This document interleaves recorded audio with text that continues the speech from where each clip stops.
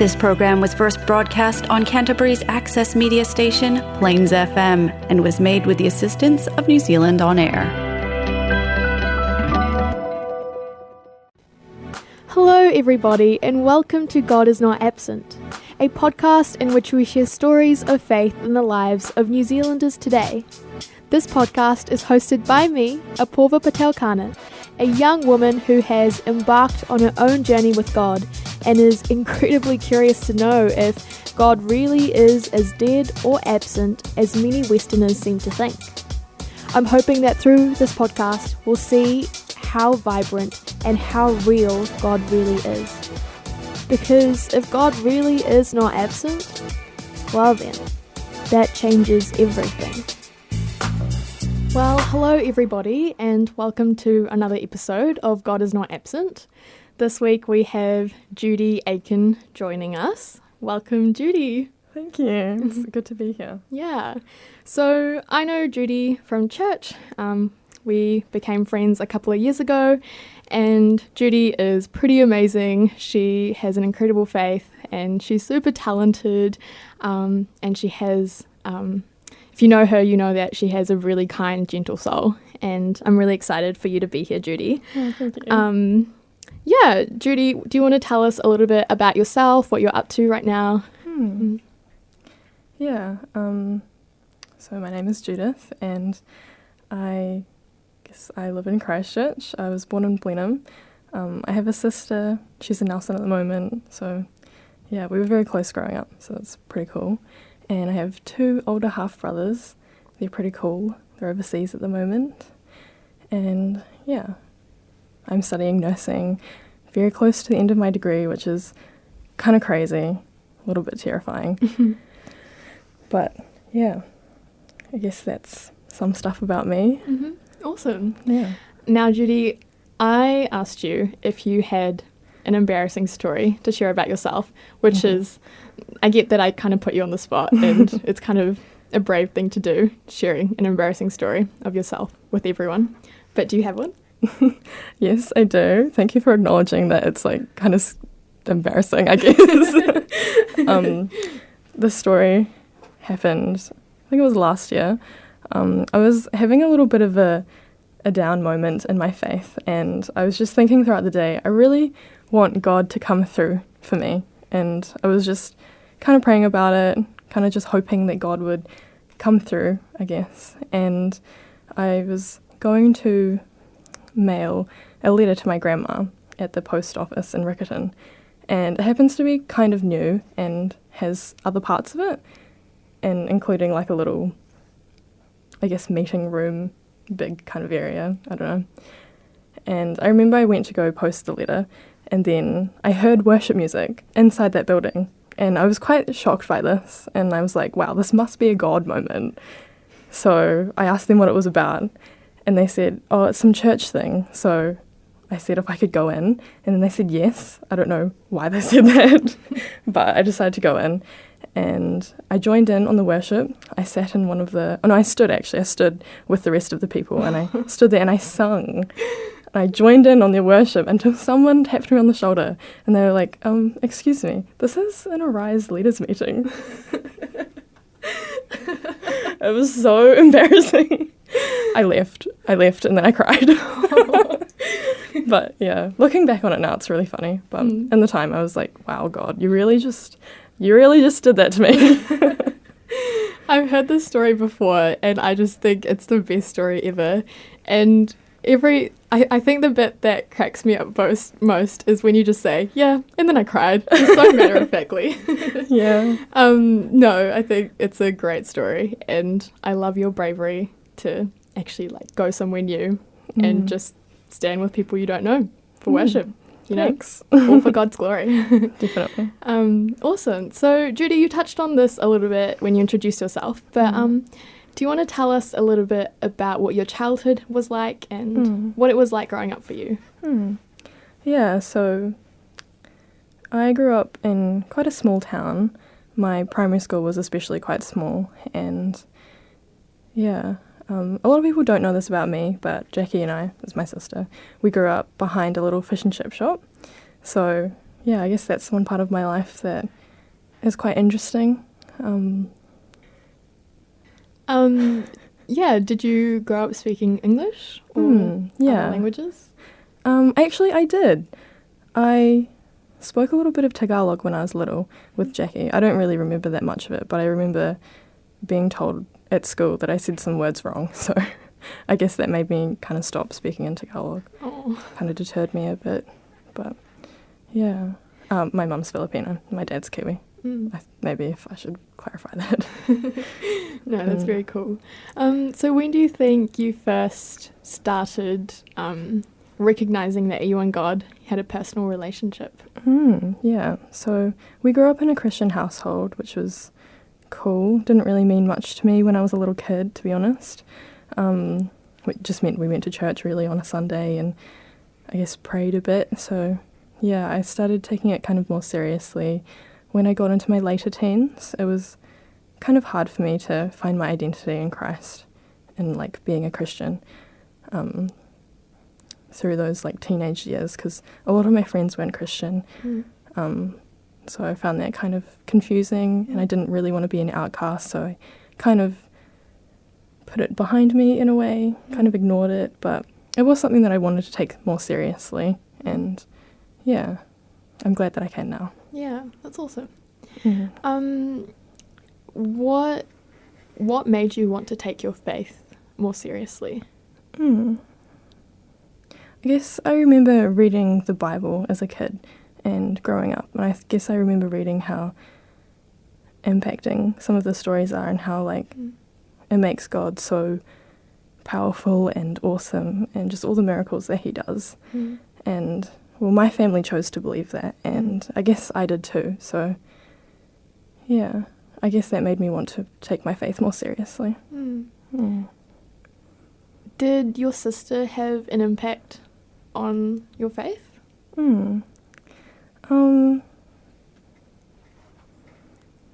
Yeah, not really, to be honest. Not as a teenager, but definitely like getting more older, she has. Yeah. Yeah, I was, as a teenager, I guess I was really just, what's the word? I was really like intertwined with the culture, and I couldn't really see myself being more vocal about it or like, you know, yeah. But growing up, she's had more of a strong faith, I guess, at some point. So I found that really cool. Yeah.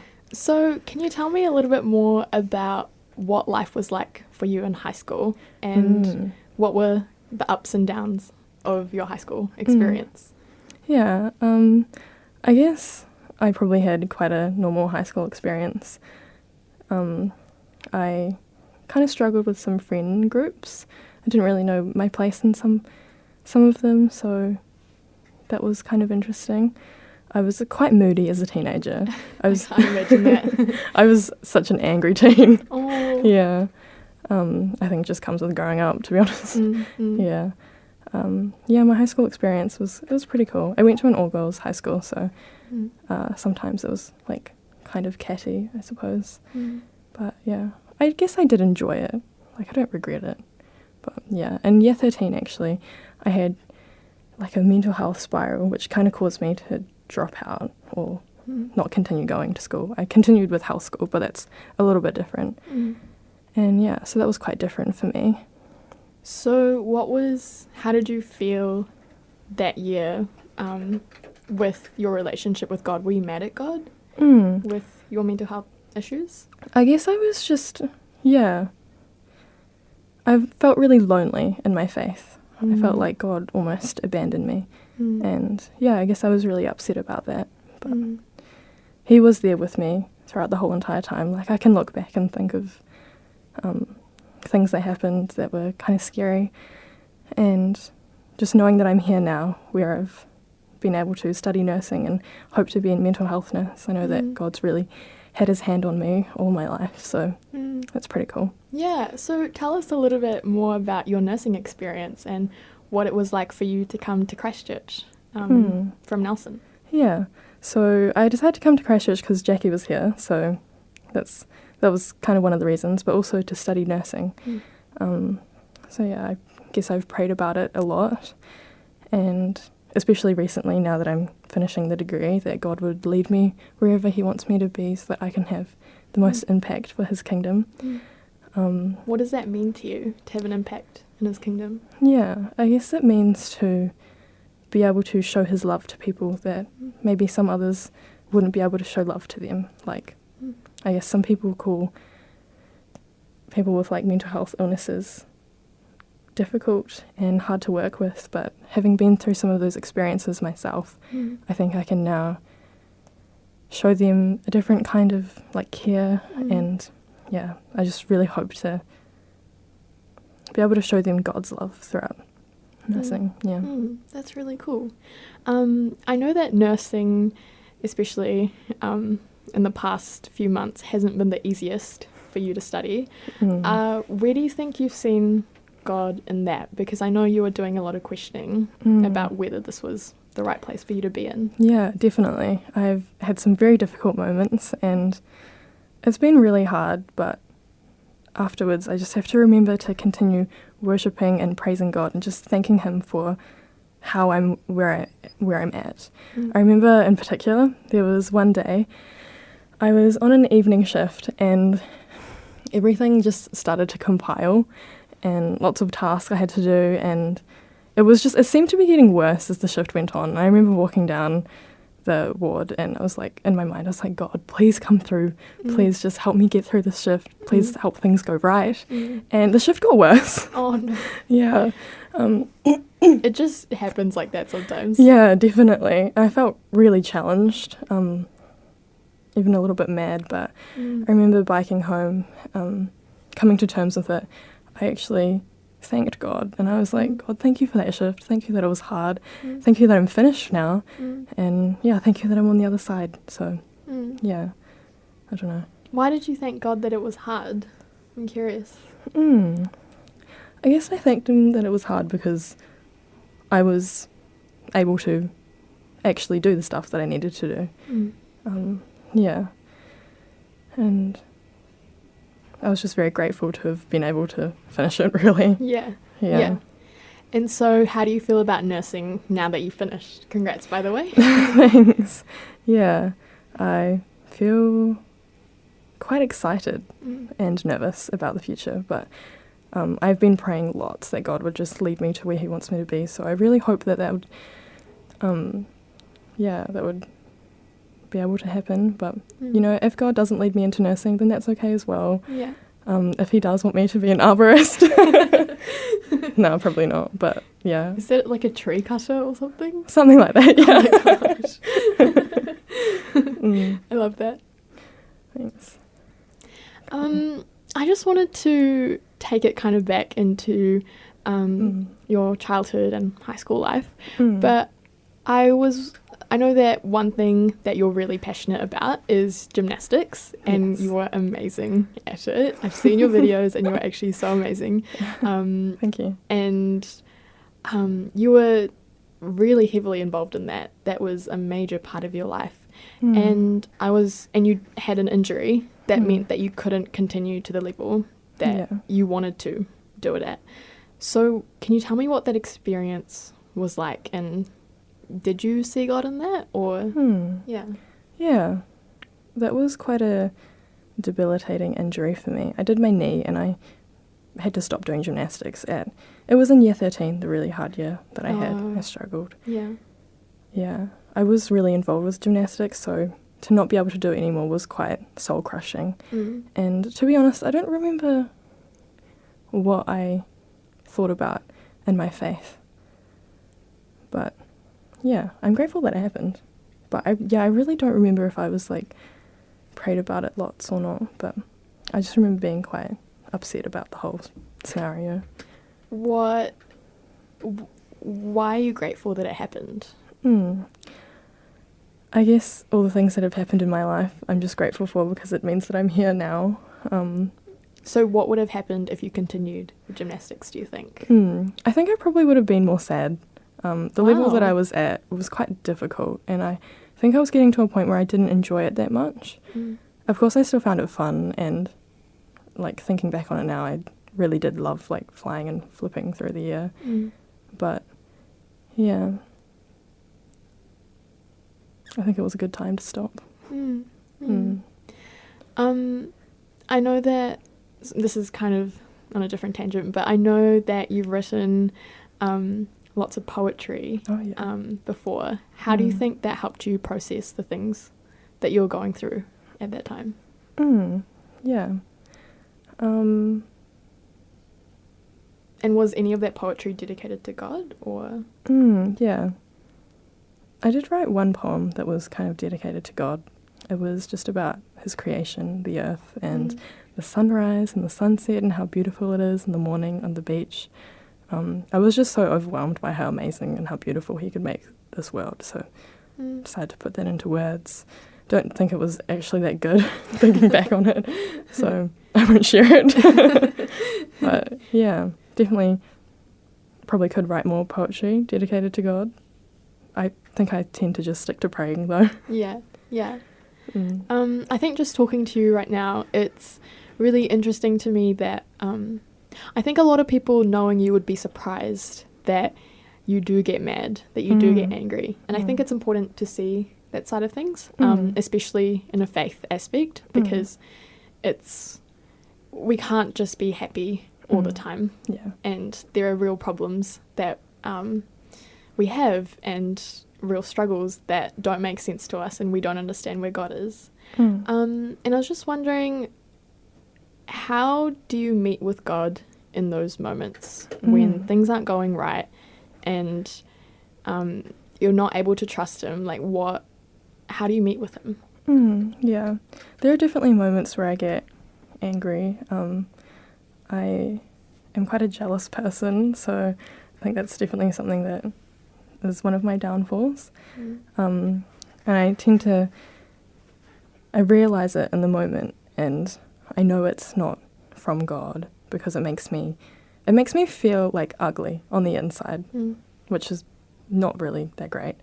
So I just try and take a step back and try and be like, just reset my mind to focus on, I guess, God's kingdom. And yeah, it's quite difficult to do, but if I can like be in the right mindset, I'll be able to just take a step back and be like, is this what God would want me to do, basically? Like, is this something that is helping myself or helping God? Yeah. Oh no, that's really cool. Yeah, I think jealousy is also one of my biggest downfalls. And I love how you describe it. It makes you feel ugly on the inside. And it makes you feel even worse because you're not just jealous of this person for this thing, but now you're like, oh, but now the fact that I'm being jealous is making me even uglier than I feel that I am. Yeah. But yeah, thank you for sharing that. That's okay. Another big life change that has happened to you is that you got married. Yeah. Which is very exciting. How many months has it been? It's a year next Sunday, actually. Ooh, so almost, yeah, true. Exciting. That is so exciting. It is. It'll definitely be a year by the time that this comes out. So that's very cool. True. But yeah, do you want to tell us a little bit about your thoughts around getting married young? Because because you got married at 20, was it? Yeah. And a lot of people would think that's kind of weird. What are your thoughts around that? Yeah. Definitely from a different perspective, I can see that it would be really weird. Yeah. I guess for me and for Jeremy, we kind of just, I don't know. I don't want to be too cheesy or cringy about it. It's okay. But, yeah. I think when you know you've found the one, it's like a pretty fulfilling feeling. And, yeah, because we both want to serve God and serve his kingdom. Yeah. I think it's nice that we can come together and be able to do that, because a lot of our marriage and relationship has had to do with, like, serving the church and doing things like that, which is really cool. Yeah. Yeah. Oh, that's awesome. What do you think you were looking for when you're considering marriage? And what does marriage mean to you in the context of your faith? Yeah, in the context of my faith, it definitely means putting God first and being with Jeremy to be able to serve God and help others know Jesus. So, Yeah, and what I was looking for before getting married, I guess, was for the right intentions. Obviously, I didn't want to be getting to marriage too young, or too fast for all the wrong reasons. So, yeah, we definitely prayed a lot about it before we did get married and talked to quite a few people, some older couples in our church, which is quite nice. Yeah. Yeah, I think what I love about your relationship with Jeremy is that it wasn't just, your relationship isn't just between you two. Your relationship is in the community, and it's there to serve other people, and it's not just like, yeah, I love you so much and we're just going to focus on each other, but you bless the people around you with the love that you have for each other. And I think that is just so special, and it's so cool that God created marriage to be that way. I was curious to know, has your relationship with Jeremy influenced your relationship with God? Yeah, I think it definitely has. Jeremy is such a great person, and he's really close to God, and he has such a good, like, I guess, knowledge of the Bible, and he's got lots of wisdom. He definitely draws me close to God in times where I feel like turning away from God, I guess. Well, not turning away from God, but like in times where I'm like angry or anything. He's quite good at calming me down. But yeah, I really like how he takes his Bible quite seriously, and he's really good at knowing what's going on and why stuff's going on in the Bible. I find that really cool. So it's been one of the things that I've been trying to work on. Yeah, we definitely pray a lot together as well, which is something that I think has made both of our faiths stronger. So How come? How come stronger? Yeah. I guess because we just involve God, who's our almighty creator. I think in that way we've been able to be closer in our relationship and with God. So No, that's awesome. So I guess we've talked a lot about what God has done in the past. What do you think God's doing at the moment with your life?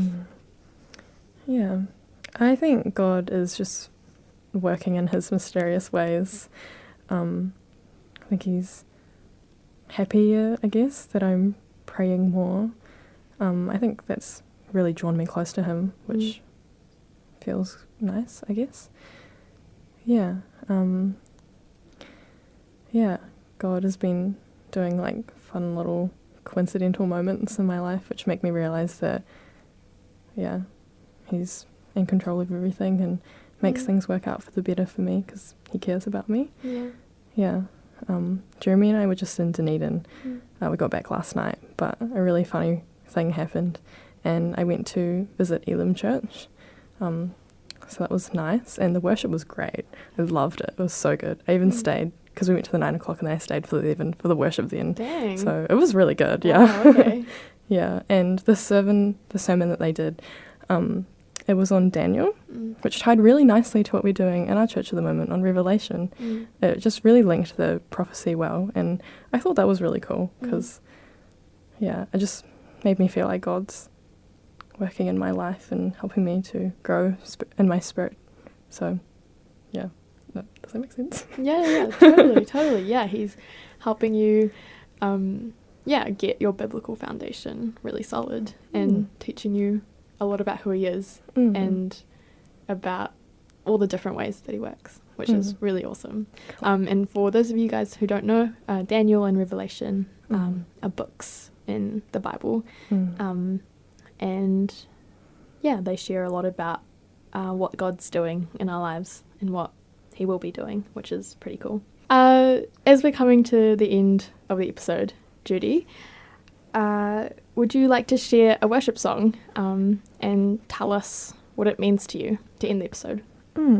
Yeah, so the song that I've chosen is called Meet Your Maker by John Mark. I think it's Patana. I might be wrong. But I remember the first time I listened to this song, and it really just humbled me. And I thought it was really cool how I could be able to come before God in a way that I realised that I am his creation. And it made me I guess, take my faith in a more serious way. So I really like it. But yeah. Yeah, I was actually listening to the song today, and yeah, just that line, meet your maker. It's just so powerful that we get to meet the person that created us. Yeah, but thank you so much, Judi, for sharing your story with us. Cool. And yeah, it's just been so cool to get a bit more insight into your life.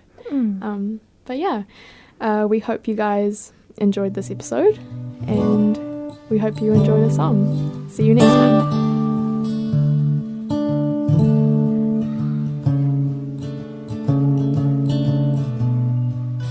You put no heavy weights on me.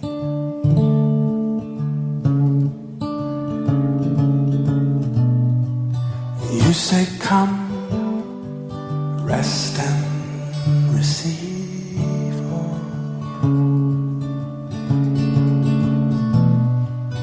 All of those years I was wounded by religion. You unwind me.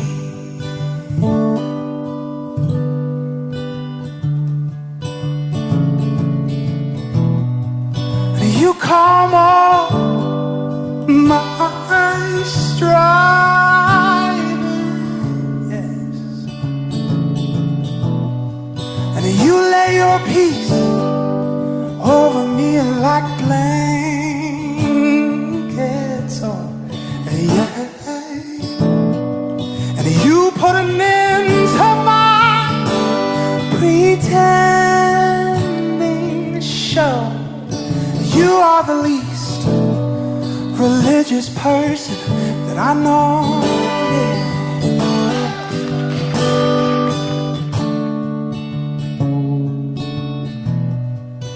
You put no expectations on me.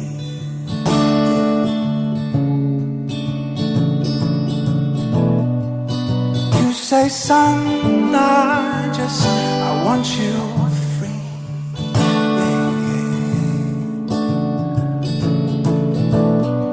And all of those years I was wounded by religion. You unwind me, yes. And you calm all my striving, whoa. And you lay your peace over me like blankets.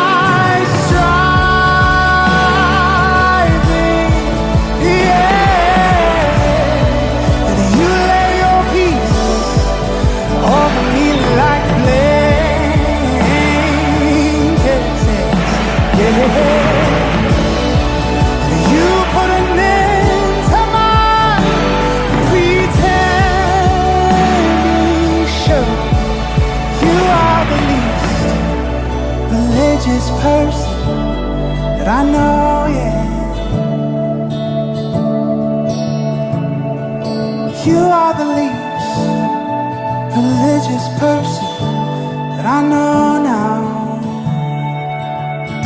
Yeah. Yes, you are the least religious person that I know.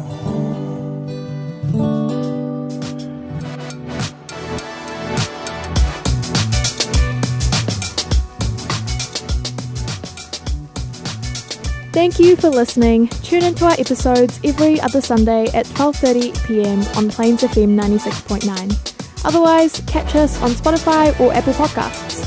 Remember to stay in touch on our Facebook page at God Is Not Absent.